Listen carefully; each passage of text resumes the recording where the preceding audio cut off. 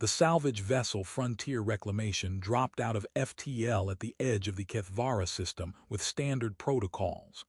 Scan for survivors, assess structural integrity, catalog resources. Captain Maria Santos had run salvage operations for 15 years. She knew what bombed-out colonies looked like. Kethvara had taken orbital bombardment from both sides during the war. Civilian population approximately 50,000, evacuation attempted but incomplete, casualty numbers unknown. Landing near primary settlement, her pilot reported. Looks like. Yeah, it's bad.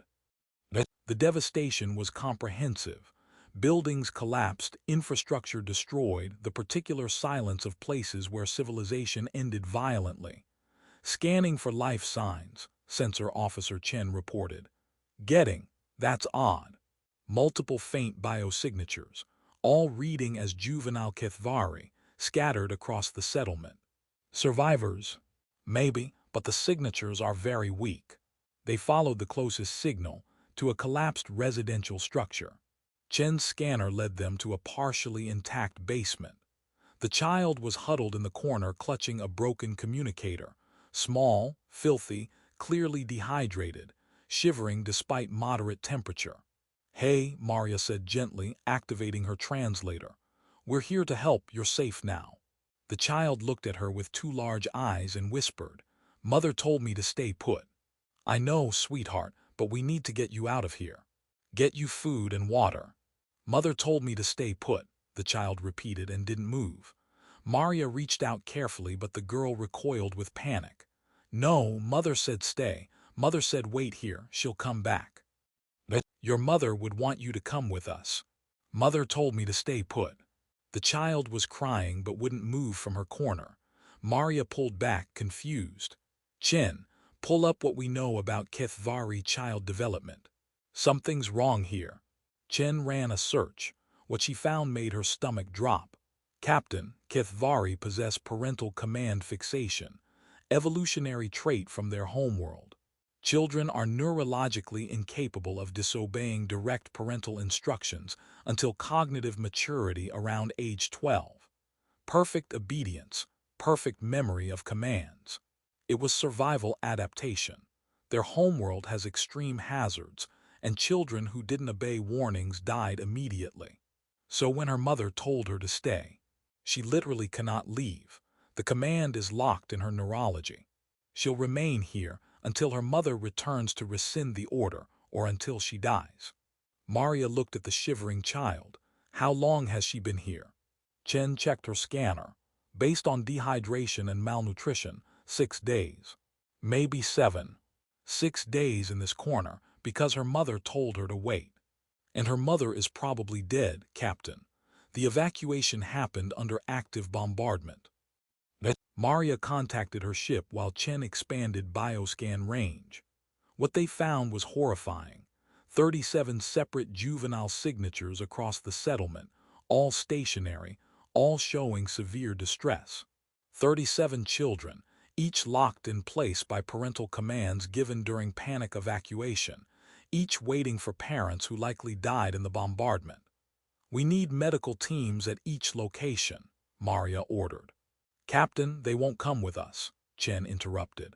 The command fixation is absolute. They can't disobey. Physically moving them causes extreme psychological trauma. We'd be forcing them to violate the most fundamental neurological imperative of their species. So what do we do? Leave them to die? I don't know, but forcibly removing them might be as harmful as leaving them. Maria made a decision. Provide care in place. Bring food, water, medical supplies to each child where they are. Keep them alive while we figure out how to convince them to move. Medical teams deployed. What they found was heartbreaking. Children ranging from 3 to 11 in human equivalent years, all maintaining positions their parents placed them in. Some in basements, others in shelters, rubble piles behind barricades, each one repeating the same message. Mother told me to stay put. Father said wait here. Parents said don't move until they return. Dr. Yuki Tanaka examined the first child, the girl in the basement. She's severely dehydrated, malnourished, showing early organ failure. Without proper medical care within 48 hours, she'll die. Can we move her to the ship? Not without violating her parental command, which would cause psychological trauma that might be as fatal as her current condition. Kethvari neurology treats parental disobedience like humans treat physical pain, something to be avoided at all costs. Maria knelt beside the child. "Sweetheart, what's your name?" "Kalira." "Kalira, your mother would want you to get help. She'd want you to be safe." "Mother said stay. Mother said wait here, she'll come back." Absolute certainty despite obvious distress. What if your mother can't come back? "Mother said stay." Like talking to someone in a trance. How do we convince her that breaking her mother's order is the right thing when her entire neurology is built around absolute obedience? Maria muttered. Tanaka pulled up more data. There might be a way. In traditional Kethvari society, if a parent dies, extended family can issue countercommands that override previous instructions. Built-in failsafe for orphan children. So we need Kethvari adults. Yes, but this colony was bombed by both sides. The adult population is either dead or evacuated. We haven't found any adult survivors. Then find some. Chen, send emergency broadcasts on Kethvari channels. We need any adult survivors immediately. The broadcasts yielded one response. A Kethvari civilian transport that evacuated during bombardment. 3 days away at maximum acceleration. "We don't have 3 days," Tanaka reported. "Multiple children are critical. Kalira and at least 6 others won't survive that long without intensive intervention." "Can't we lie, say their parents sent us?" "We tried with 3 older children. They asked for verification codes, specific phrases. They have perfect memory. They'll know if we're lying."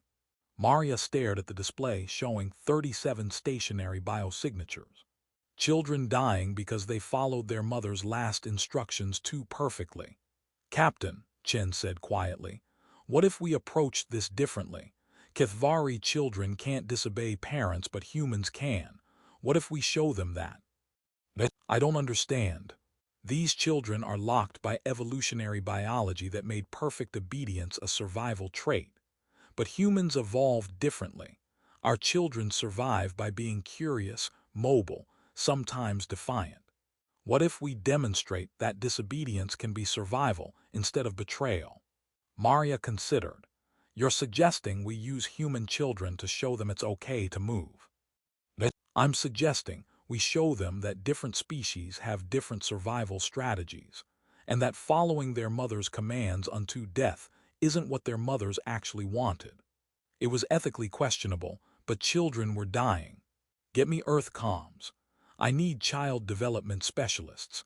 And find out if any crew have children willing to participate in probably the strangest first contact protocol ever attempted." Over 12 hours, Maria's team constructed an unprecedented approach. Video communications with human children on Earth, children of similar ages to the trapped Kethvari. They showed the Kethvari children what human families looked like.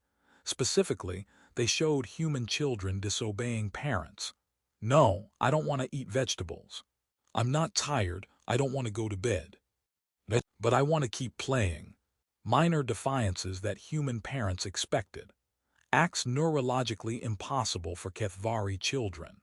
And then they showed human children in emergencies, moving despite parental instructions to stay put, seeking help, surviving through curiosity and mobility. Kalira watched with confusion. "Human children don't obey." "Not always," Maria explained. "Our children survive by exploring, questioning, moving when they sense danger. If a human mother told her child to stay put and disappeared for 6 days, that child would eventually leave to find food. Not because they don't love their mother, but because survival requires flexibility." "But mother said." "I know what your mother said, and I know you love her. But Kalira, what do you think your mother would say if she saw you now?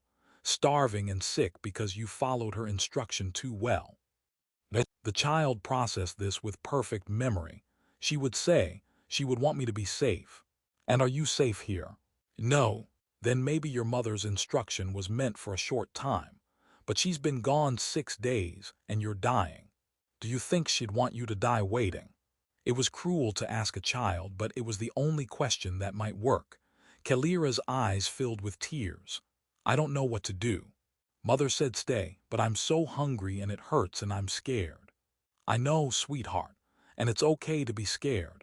Human children, when they're scared and hurt, seek help even if it means disobeying. Can you be a little bit human right now? Can you let us help you? But I'm not human. I'm Kethvari, we obey. You're a child who needs help. Maybe that's more important than what species you are. 8 more hours of gentle persuasion, video demonstrations, carefully constructed arguments about what Kalira's mother would truly want. Finally, the child moved. One step, then another. Each movement causing visible psychological distress, her neurology screaming violation, but she kept moving until she reached Maria's arms. It hurts, Kalira whispered. Disobeying hurts. I know, you're being very brave. Your mother would be so proud. They got Kalira to medical where Dr. Tanaka began emergency treatment. The child survived, though the psychological trauma would require long-term therapy. The same approach was attempted with the other 36 children. Some responded quickly. Others took days. 3 of the oldest were convinced by philosophical arguments, but 5 refused. Too young to understand, too neurologically bound, they couldn't be convinced that moving was acceptable. The Kethvari transport arrived on day 4. Adult survivors immediately issued counter-commands. The remaining children finally moved, though still alive. 2 of the 5 who refused had died following their mother's instructions perfectly because their biology offered no mechanism for contextual interpretation. The survivors were evacuated to Kethvari facilities. Kalira asked to speak with Maria before transfer. Thank you, the child said in careful standard, for teaching me that sometimes disobeying is survival. I don't think I can fully believe it. My neurology won't let me, but I understand intellectually now. You're very brave. You chose to live even when everything in your biology told you to stay. Human children would have left on day 1, wouldn't they? Probably. Human children are curious and mobile and really bad at sitting still. That seems like a better way to survive. Different species, different strategies. But yeah, in this situation, human defiance works better than Kethvari obedience. Kalira was quiet. Captain Santos, how many other species are like us? How many have evolutionary advantages that become fatal when civilization collapses? Maria had been asking herself the same question. I don't know, but I think we just learned that diversity matters more than we realized. Your species evolved perfect obedience because it worked on your homeworld. Humans evolved curiosity and defiance because it worked on ours. Neither is better or worse, just adapted to different circumstances. Until circumstances change, and the adaptation becomes a trap. Yes, that's the thing about evolution. It optimizes for past conditions, not future ones. Maria filed a report that got distributed throughout human space. Detailed documentation of Kethvari parental command fixation and its failure mode in emergencies. The report became infamous in xenopsychology circles. It sparked research into evolutionary traits that become liabilities in modern civilization, and it led to a quiet realization that humanity's legacy of defiant, curious, mobile children might be one of our most valuable traits in an unpredictable galaxy. Because perfect obedience worked on the Kethvari homeworld where parents were always present. It failed when war came and parents died and children were left alone. Human children, who evolved to explore beyond parental oversight, to question instructions that didn't make sense, to move when threatened, those children would have left the ruins on day 1, would have sought food, water, shelter, help, would have survived through mobility and curiosity rather than obedience. 6 months later, Maria received a message from Kalira.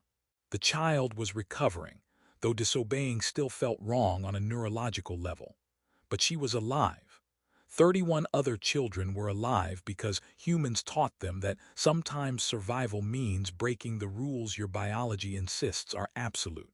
2 died because those lessons came too late. Thank you, Kalira wrote in careful standard, for showing me that humans survive by being difficult. I think I want to be a little bit difficult too now. Mother would understand. Maria kept that message. Sometimes, running salvage in devastated colonies, she thought about Kalira's question. How many species possess evolutionary advantages that become fatal weaknesses when civilization collapses? How many perfectly adapted survival traits are actually time bombs waiting for context to change? And what does it mean that humanity's greatest strength might be our children's inherent refusal to simply wait and die? She didn't have answers, but she knew this. In a galaxy full of species optimized for homeworld conditions, humans were the ones whose children were optimized for chaos, for change, for surviving when the rules no longer applied and the adults were gone, and the only choice was move or die. That legacy of defiance, of curiosity, of children who never learned to sit still, that might be what keeps humanity alive when everything else collapses. Because sometimes the most dangerous thing you can tell a human child is stay put. And sometimes the most valuable thing you can teach any child is that survival matters more than obedience, that context changes rules, and that a mother's final command to wait might actually mean live, by whatever means necessary.